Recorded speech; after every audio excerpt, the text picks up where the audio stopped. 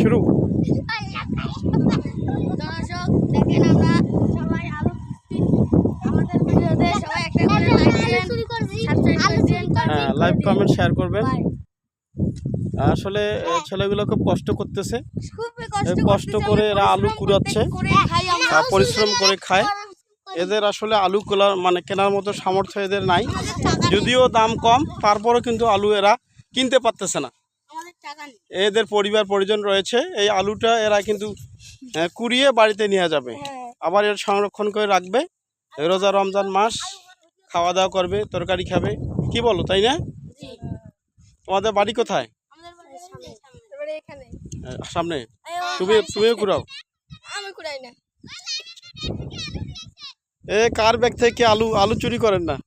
আমরা খুব পরিশ্রম করে খুব পরিশ্রম করে খাও, আমি জানি।